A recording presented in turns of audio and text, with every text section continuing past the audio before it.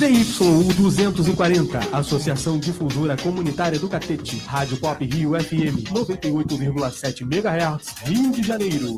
Não marque bobeira, ouça a sua rádio comunitária. Voltamos. No louvor, né? Antes de continuar o bate-papo, vamos outro louvor. Escolhe um aí pra gente, nos brinde com mais um. Chame os anjos para participar aqui conosco. Vamos. Amém. Vou cantar uma do poeta Sérgio Lopes também, poeta Sérgio Lopes. Esse louvor, eu estava eu estava quase desviando, sabe, da casa de Deus. Melhor, da presença de Deus. E eu escutei esse louvor e eu tive a oportunidade de voltar para Cristo.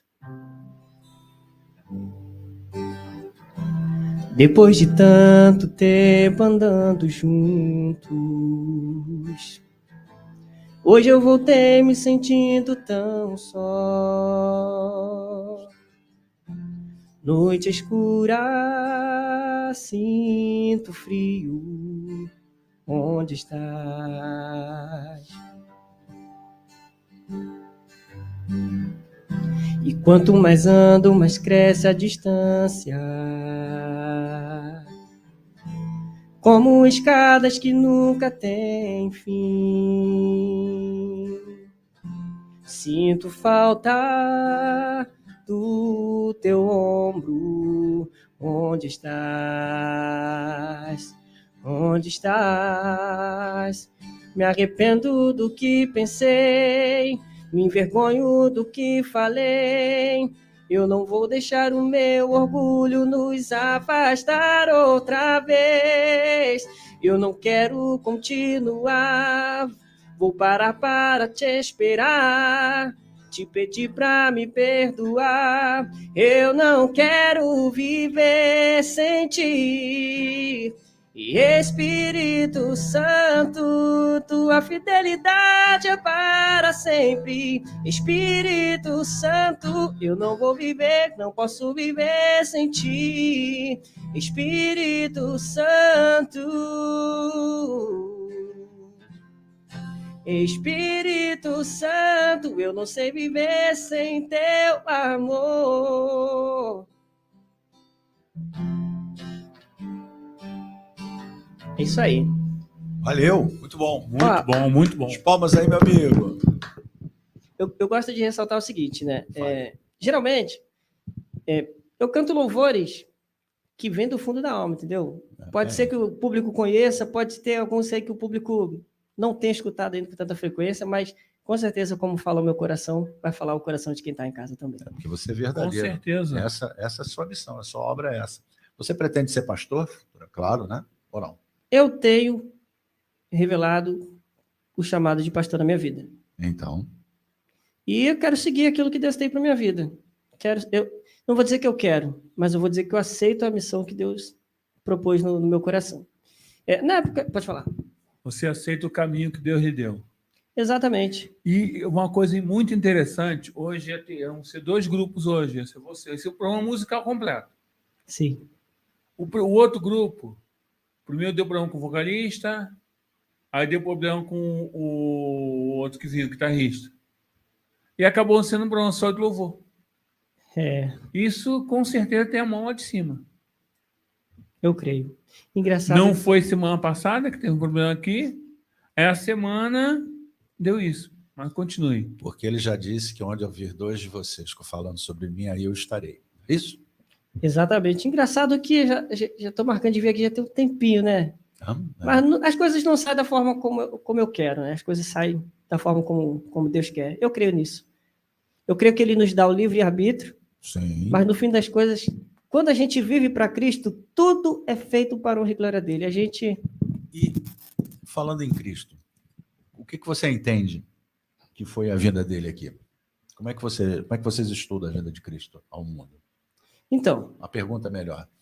Vocês acham que Cristo é um segundo Adão? A Bíblia diz que ele é o segundo Adão, né?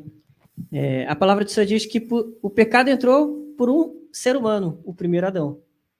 E por esse mesmo, agora, pelo segundo homem, o segundo Adão, o pecado seria expulso, né? Ele seria derrotado. O pecado ele ainda existe, mas ele tem data de validade. ele tem tempo para acabar, né? Que vai ser no dia quando Cristo vier arrebatar a sua igreja. Agora, eu só queria ressaltar um pouquinho do que a gente falou no primeiro bloco aqui, né? É claro que eu não gostaria que o pecado entrasse no mundo. É claro que seria maravilhoso se Eva e se Adão não tivessem cometido erro nenhum, seja comendo o fruto, ou seja se relacionando com a serpente, né? De jeito que for, a gente não queria que o pecado entrasse no mundo, mas, olhando pelo ponto de vista positivo, até que foi bom. Por quê?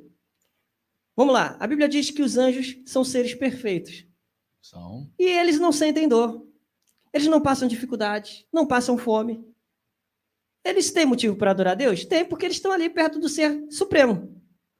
E a gente, que sente dor, que perde pessoas que amam, às vezes para a morte, que passa por todos os tipos de dificuldades, e a gente ainda assim consegue, mesmo em meio a esse mundo de pecado, olhar para Deus e provar, Senhor, eu não sou nada, Pai, mas o pouco que eu sou, eu te amo, Pai. Posso fazer uma pergunta? Pode. Bem difícil.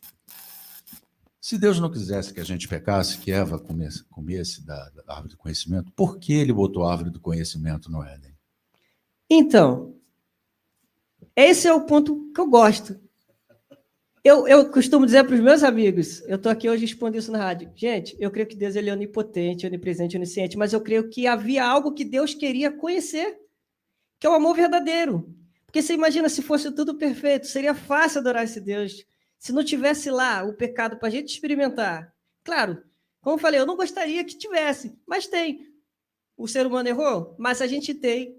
Né? Acho que Deus colocou essa possibilidade do pecado haver do mundo para ele conhecer de nós o amor que ele queria conhecer, o amor que supera a dificuldade, o amor que supera a morte, o amor que supera tudo, gente. Porque imagina, você ser evangélico, você ser criticado por... Melhor, não só evangelho, né? Você servir a Cristo. Você é criticado por vários segmentos. Mas, Senhor, eu te amo. Antes de você continuar isso, tá? Obrigado pelo alô de vocês. O Eric, a Ana Fogman. Manda um alô para você. E o Eric está esperando pela aula. Você dá aula de violão? Dá aula de quê? Então, bateria?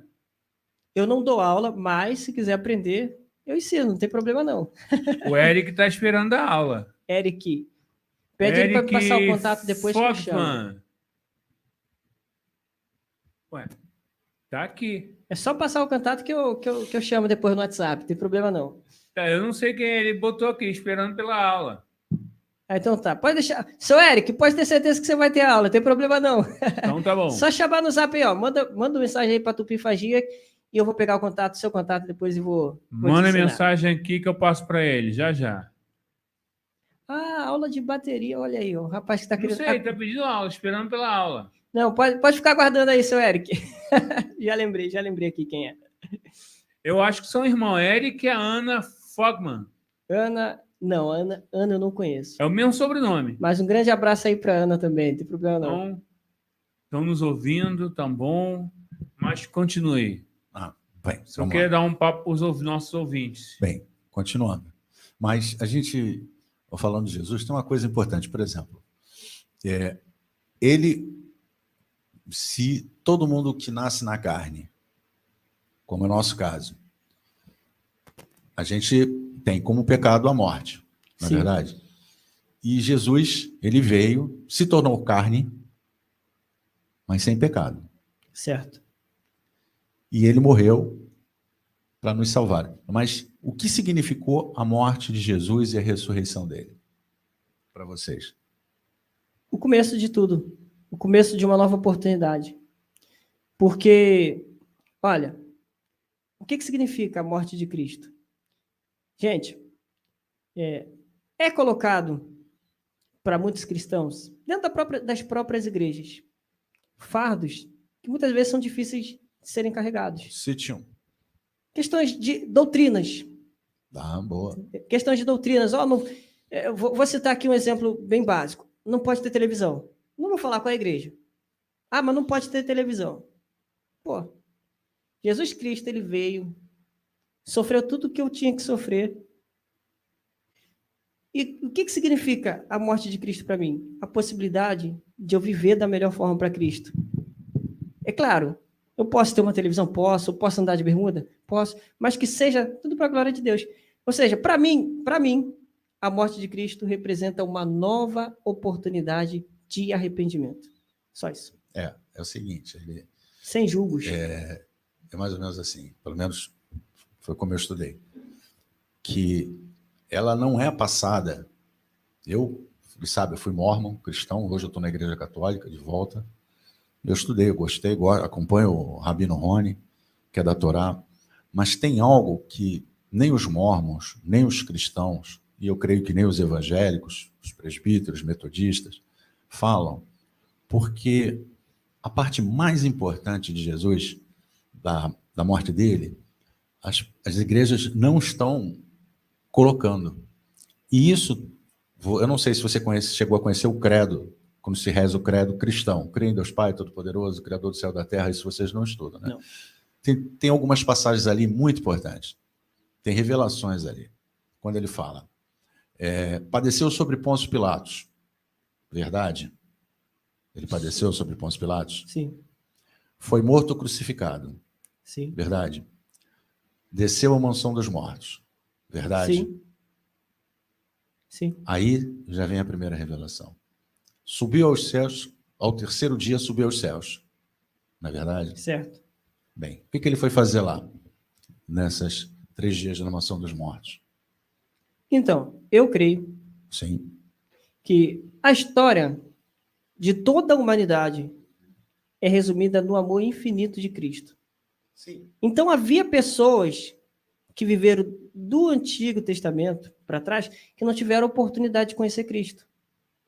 E para a gente ter direito a essa salvação, a gente precisa conhecer a Cristo. Então, eu acredito que Jesus Cristo esteve naquele momento. Como é que é o nome? Jesus Cristo na mansão dos mortos. Para que pessoas que não conheceram ele pudessem conhecer ele. Quase. A descida dele lá foi primeiro avisar a Satanás que ele venceu a morte. Esse é o primeiro recado. A segunda grande mensagem que não falam é porque até aquele momento, todos que morriam não ascendiam ao outro plano espiritual. Lembra que no início, no primeiro bloco, eu te falei que ele disse a seguinte frase: vós estáis neste mundo, mas vós não sois deste mundo. Certo. Então, o que ele quer dizer é o seguinte, é que porque Deus não estava reconciliado com os homens, então você morria e você ficava na mansão dos mortos. Um estado adormecido, não sei como era, infelizmente não sei. Quando ele veio e se sacrificou e foi à mansão dos mortos, foi anunciar o seguinte: eu venci a morte, então vocês já vão poder subir, voltar para casa. Esse é o maior significado. E quando ele aparece para os apóstolos, depois de ter sido morto, crucificado, quando ele aparece, ele diz: meu Pai agora se reconciliou com o mundo. Então nós podemos de novo subir, ou seja, voltarmos para casa. Essa foi a maior mensagem que ele quis passar para todos nós, de que nós podemos agora não ficarmos mais em estado adormecido na mansão dos mortos e lá e não ter, você jamais voltaria para onde Adão e Eva esteve, entendeu? Mas está também no credo: estará sentado à direita de Deus Pai, de onde há de vir a julgar os Sim. vivos e os mortos. E lá você vai ter direito ao seu julgamento. Talvez essa seja a parte que mais está omitida e que não é muito falada, que é justamente que é a maior bênção, a maior parte de todo o sacrifício dele foi vencer a morte. E ao vencer, ele permite que todos nós aqui, ao partirmos dessa, possamos subir. Nós giramos, abre aspas, anjos de novo. De uma certa forma. Sim, é isso mesmo. E a promessa que ele nos faz é maravilhosa.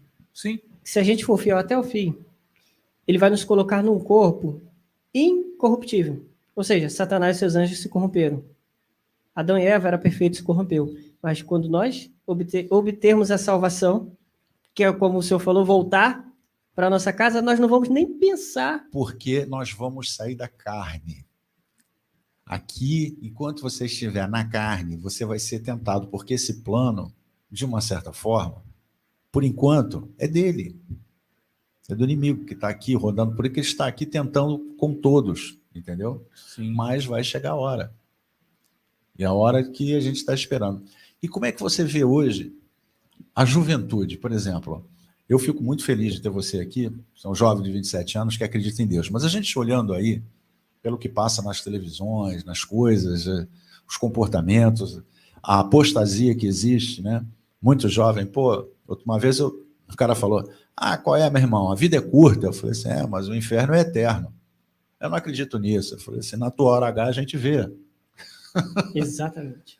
Então, como é que você vê a juventude hoje que está aí? Você recebe muito bullying por você ser evangélico, de jovens como você? Eu nunca recebi, porque eu sempre me impus.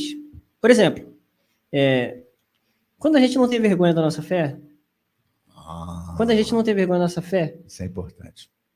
Todos os passos te respeitar mais. Exatamente.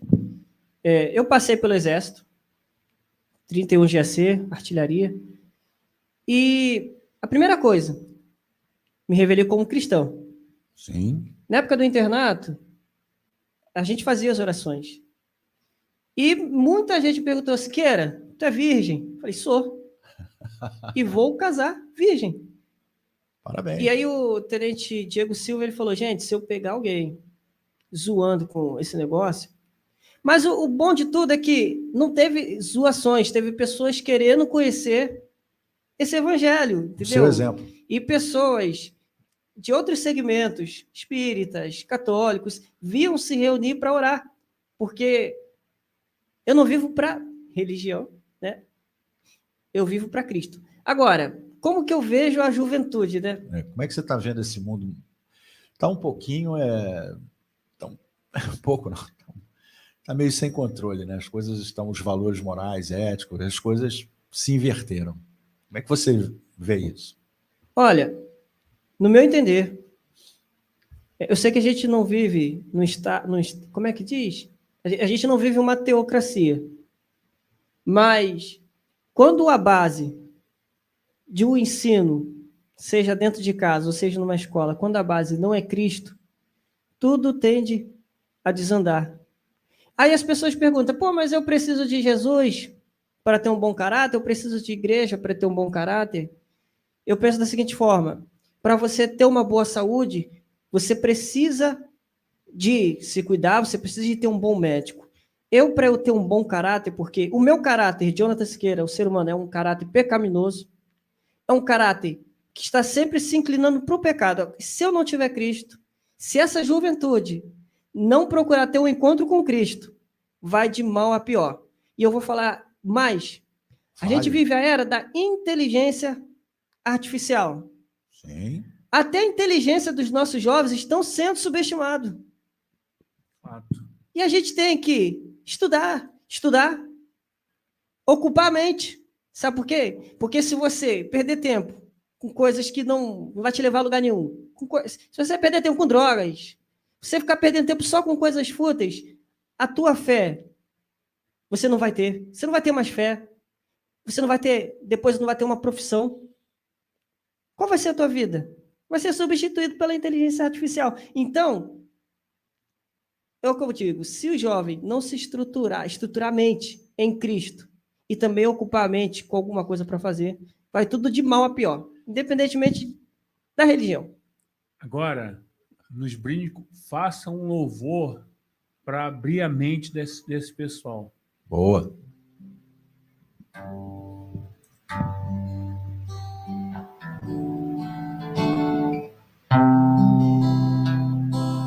Ele não desiste de você, ele se importa com você, ele compreende o seu caminhar.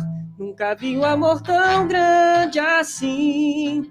Ele não desiste de você, ele se importa com você, ele compreende o seu caminhar. Nunca vi um amor tão grande assim. Jovem, não importa quem você é, e não importa o que você fez.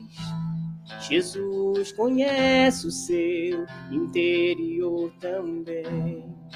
Quantas vezes você caiu tentando acertar, mas a tristeza e o desespero te fizeram chorar. Não importa pra onde você foi, se na escuridão da noite ele apaga o seu passado e não desiste de você. Ele não desiste de você. Ele se importa com você, ele compreende o seu caminhar. Nunca vi um amor tão grande assim. Ele não desiste de você, ele se importa com você, ele compreende o seu caminhar. Nunca vi um amor tão grande assim. E ele não desiste.